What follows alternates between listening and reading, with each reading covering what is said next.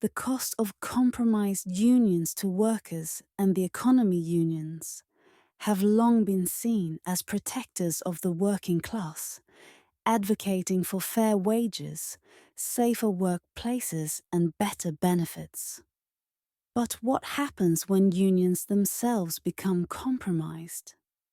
In this video, we'll explore how corrupt or ineffective unions not only harm their members, but also create ripple effects that damage industries, communities, and the economy as a whole. Part 1. The problem with compromised unions. A union's strength lies in its ability to represent its members. But when unions are compromised by corruption, mismanagement, or self-serving leadership, workers are left vulnerable.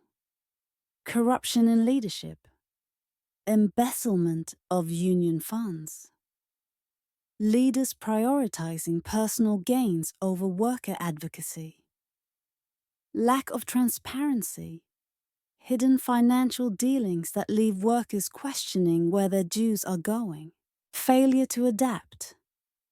Unions that resist modernization fail to address the needs of today's workforce, leaving younger and more diverse workers without proper representation. Part 2. The impact on worker. When unions are compromised, workers bear the brunt of the consequences. Erosion of trust. Workers lose faith in their unions, resulting in declining membership and a weakened labor movement. Financial exploitation. Dues and assessments are collected without delivering meaningful representation or benefits.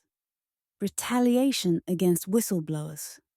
Workers who speak out against union corruption often face harassment or job loss, discouraging accountability.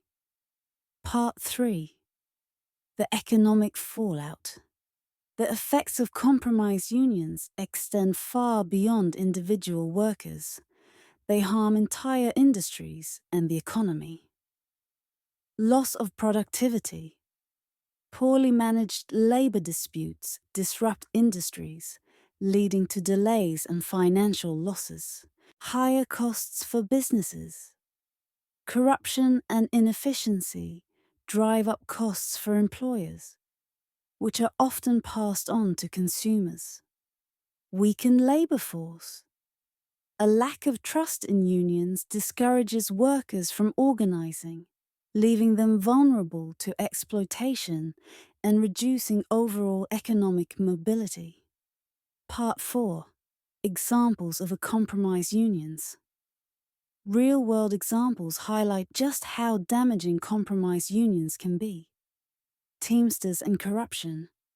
High-profile cases of embezzlement and mafia ties undermined the trust and effectiveness of one of America's largest unions.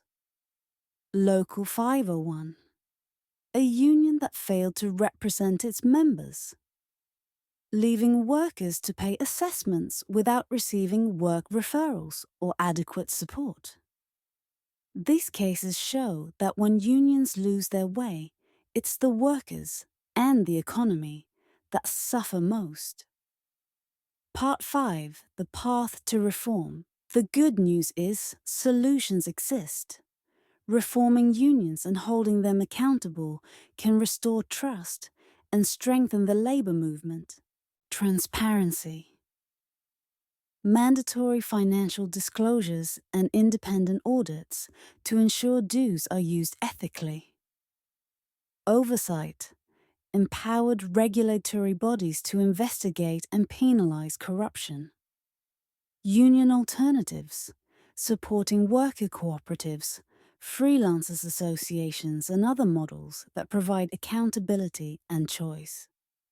In conclusion, compromised unions are a betrayal of the very workers they are meant to protect. But with reform, accountability, and innovation, we can rebuild trust and ensure unions and their alternatives truly serve their members. The cost of inaction is too great. Let's stand together to demand better for workers, for industries, and for the economy. Because when workers thrive, we all thrive.